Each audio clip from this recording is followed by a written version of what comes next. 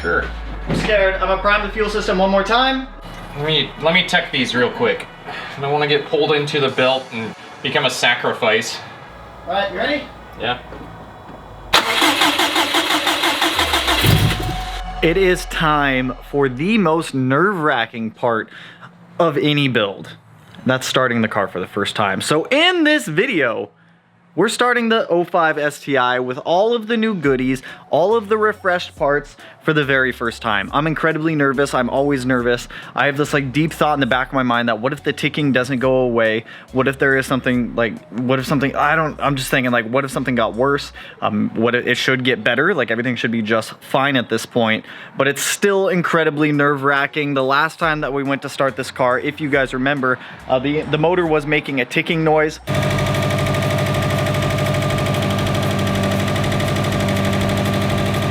When I pulled the motor out of the car and we popped the valve cover off, we did find that the valve lash on one of the buckets was off. It was like really far off. So we do have a new bucket in there for our intake side. Exhaust side was all good. Passenger side was all good. So what do we have to do to start this thing? We need to fill it up with fluids. I already have oil in the car. I did that a while ago. We need to put coolant in. We need to put power steering fluid in, which is like Subaru ATF. So this is what I'm using for power steering fluid. I highly suggest you guys use OEM fluid for these. The steering rack seals like to break down over time when you guys start to use different fluids like Lucas or something else you might pick up at the auto parts store. So I do suggest sticking with OEM fluid. So let me give you guys a rundown on the motor real quick. We'll start getting fluids put in here. We'll prime the car. I already have the fuel pump disconnected. I already have the crank position sensor disconnected. So we're gonna have to build oil pressure.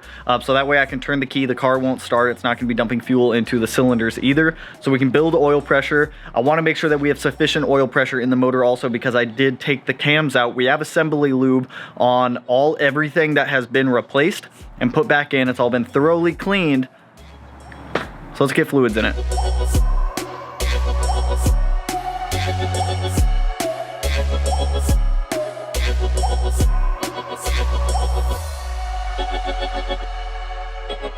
So issue before we even started the car, we just started filling it up with coolant.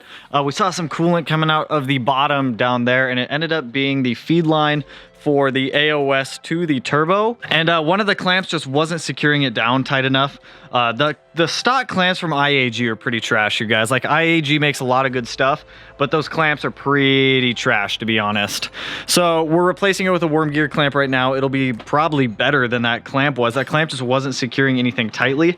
We do have coolant in the system right now. I am dry turning the car to get some of this power steering fluid moving a little bit, just so it's not going to be like dry start once we actually go to prime the car and start the car. So while Matt fixes the coolant leak, I'm over here going to get our base tune on the access port, and I'm also going to get the access port updated because I don't even think this thing has been updated since it's been purchased. So let's get it updated. Let's get the base tune thrown on here. All you do to put the base tune on the access port is drag your map into access port manager, and then it's going to be on your access port. So I'm going to be honest, I thought there was an update with this. There definitely was not, but our base map is now on the access port. So I'm going to get this plugged back into the car. We're going to fix this little last coolant leak. We'll get the base map loaded up onto the ECU. Then we'll go to prime the car, get oil pressure built, and hopefully start it and everything goes like solid. I am so stressed about this. Peachy. Hopefully it's peachy, dude. This is the most stressful part, Matt. What am I saying again? What you just said. The peachy? Yeah, it's peachy. Oh, it's peachy. It's not gonna leak. So no, we're solid. Matt threw a worm gear clamp on that upper coolant line. Is it still hella kinked? No, I fixed the kink and it's tight as fuck. That's good. So that's good. So yeah. I'm probably gonna go and do some more dry turns for the power steering reservoir. I don't know, maybe five or six, like left rights, just to try to get any more air out of the rack and try to get a little bit of fluid up into the pump. I honestly don't think it's gonna, actually it should be doing something. If I'm turning it left and right, it should be pushing fluid up through this line and then out through here, I think. No, it should be feeding it, because as it rids it of As air bubbles come out, the liquid's gonna come out. Yeah, because that means the air is coming through this line. I mean, you've gone down like 2 clicks on that. I'm gonna go down a little bit more. We'll do a couple more turns and we'll get the base map loaded up on the car. Actually stressed at this point. So Matt and I both went through the motor, checked everything. We don't see any more leaks. Everything looks to be plugged in, with the exception of the fuel pump and the crank position sensor, so that way I can build oil pressure. I'm stressed. Let's load up this base map. This is stressful. And we're gonna be good. Well, it's either gonna run or it's gonna come back out. I don't know. All right, I have the battery on a battery tender up there. Let's get the base map on. I'm nervous. I'm freaking nervous. Freaking nervous. Oh, I have to get back out of the car. The green test connectors. All right, we have power. That should give power to the access port. Let's go down to tune, change ECU map, ECU reflash, should be right there, Tanner Smith base map, V1. Please wait while the access port generates. We have a battery charger on there. Oh, please connect the green test connectors. You are a camera now. Woo! Green test connectors. Please do not turn off the vehicle or unplug the access port. What do you think would happen? Yank. I'm about to just disconnect your battery right now. You just break your ECU. Ain't no big deal. What worse could happen, right? No big deal. We're in neutral. That just means we can go standalone. 92, 95, 97, 98. Like, disconnect green test connectors. Please turn and leave the ignition to the off position.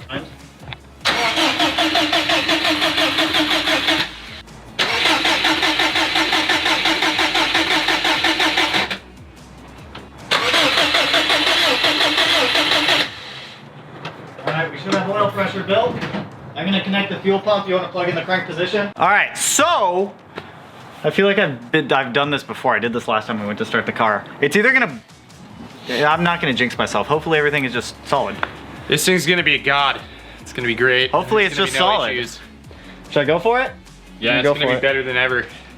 Alright, I'm gonna prime the fuel system. Tool check, everything fucking out of the engine bay. Okay, heart's beating. Broken STI check.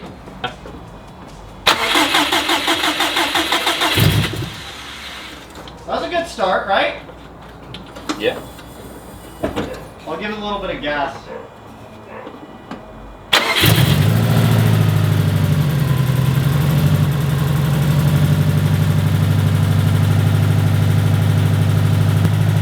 The ticking's gone!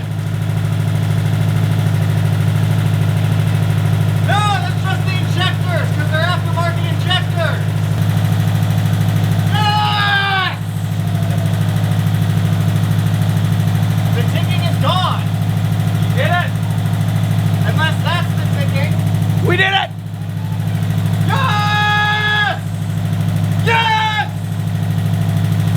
The ticking is gone! Yes!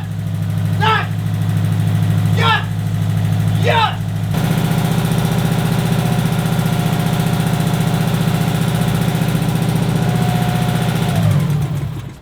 Yo, we're running super fucking lean. We're at like 18 AFR. We're running high idle on a tune that hasn't learned itself yet. You think that's the reason? Yeah. Should I let it keep going? Yeah. I mean, you're not gonna do any harm. Just letting it idle. Idle. All right. Well, let's fucking send her up again. When you start it, let's do the slow cranks left and right, and I'll check the Power steering. I have not tightened that yet because I want to recheck reference once it's up to operating temp. All right. You say grab the belt? If you want. I've seen that happen. All right, check engine lights off now. Yup.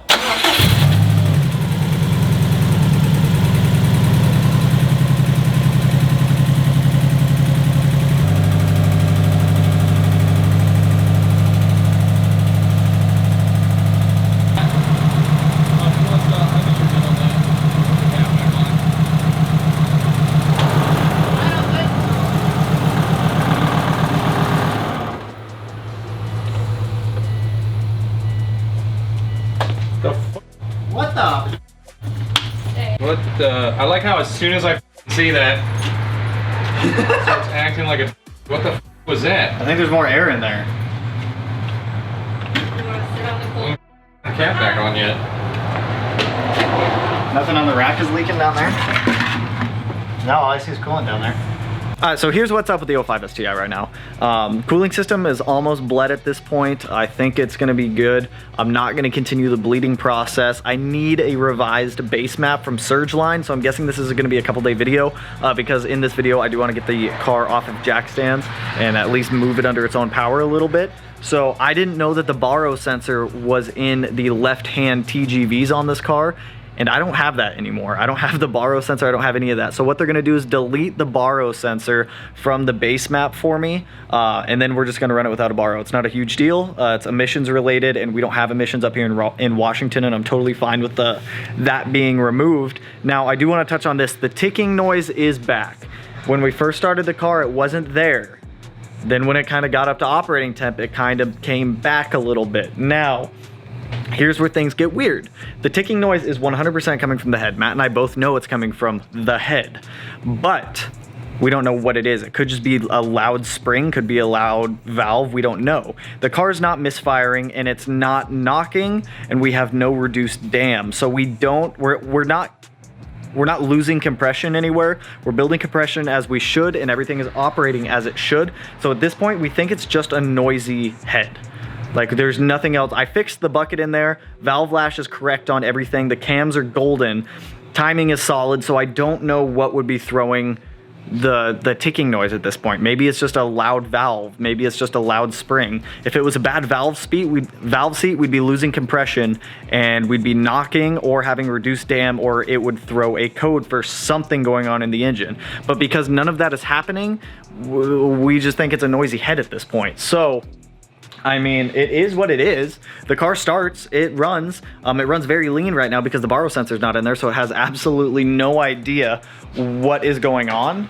So it's gonna stay on jack stands probably tonight and through the next couple of days. But you guys, it runs and it sounds good. It still sounds a little bit like a Subaru, even with the Killer Bee headers in there. It's just, I still have to bleed the power steering in there too because it was doing a lot of like choppy stuff.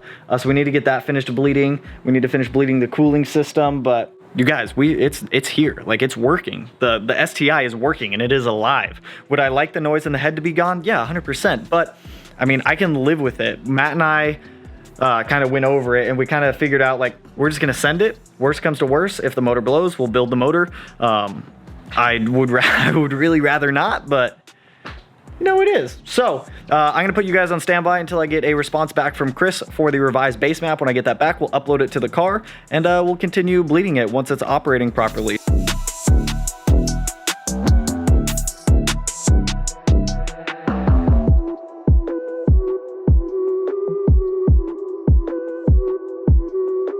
Okay, so for just some peace of mind for myself and everyone else, I should have done a compression test on the engine when I first got it. I never did.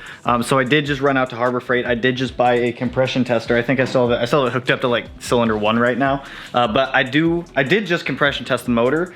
For anyone who's curious, yes, the motor is healthy. So we have this odd clicking in the head, but it's not affecting anything, which maybe it's just like a sticky valve or a stiff valve or a sticky spring or something. I don't know. And every time it's like shutting, it's like, blah, blah, blah, blah. I honestly don't know. The results for the compression test, cylinder 1 was at 115 PSI. Cylinder 2 was at 110 PSI. Cylinder 3 was at 115 PSI. And cylinder 4 was 110 PSI. So it seems like the driver's side head is down 5 PSI in cylinders 2 and 4, but it's nothing detrimental because it's still within a 10% variance of cylinders 1 and 3. So I honestly don't know.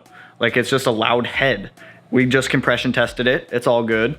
I did it for my own sanity and everyone else's, so I don't know. Maybe it'll go away at some point. So, still on standby for Chris to get the base tune over to us. So I'm gonna get like the spark plugs, coil packs, everything else thrown back in here, just to really button it up so that way when we get the base tune back, we can just like keep tuning and whatnot. So, see you guys like shortly. So it's been a couple days since I last filmed what you guys just saw. and I'm still waiting on the base map from Chris. They're closed today and they were closed yesterday, so hopefully I get it back here in the next couple of days just so we can get it uploaded to the car. Because remember, I did delete the barometric pressure sensor by accident just because I didn't know it was in the left-hand TGV housing. But overall, like I said, we're gonna send the car. At this point, we think the ticking is just everything breaking in, because as you guys remember, when we popped off the valve cover gaskets, we looked inside the block, everything looked almost brand new. So it could be things just breaking in. Everything mechanically speaking, spec wise, is good. I could do a leak down test on the car, but it wouldn't make much sense to do so just because we're not losing compression. Everything is sealing up as it should, from what we can tell. The ticking, I don't even know. Don't even know at that point. It could just be the cams being loud. Don't know. But I do want to give you guys a little bit of an exhaust clip with the 05 because it still sounds incredibly good.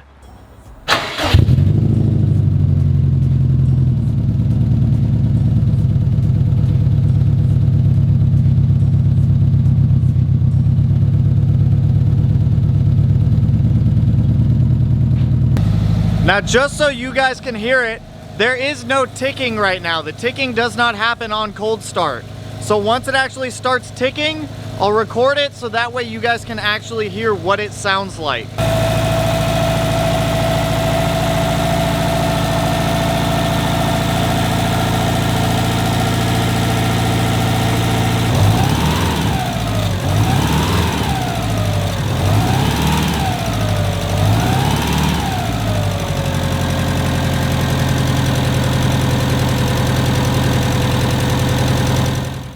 So like I said, you guys, I don't know what the ticking is, but it's not there on cold start, but once it warms up a little bit, as metals start to expand, the ticking does start to come back. We have no reduced dam, we have no knock. The car does run exceptionally lean, which is why I wasn't doing any like baby revs for you guys right now, just so I can get the revised map on there so AFRs correct themselves, so that way we're not sitting at 18 on idle. It's very lean right now, but just because the car is started and it's running at this point, it does not mean that we are out of the woods with this thing quite yet. We still have to bleed the clutch. We still have to adjust the coilovers. We still have to go through here, bleed fluids. The power steering, as you guys saw earlier, was like super super jumpy and whatnot.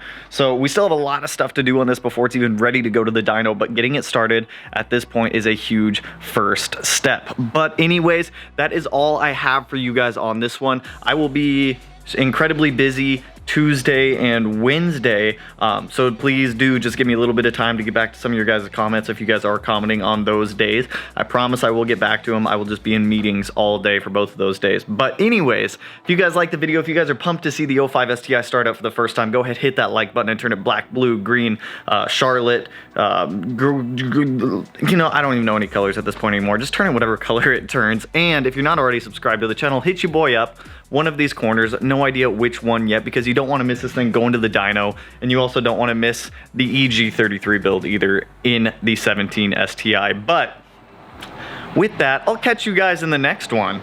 Peace out, homies.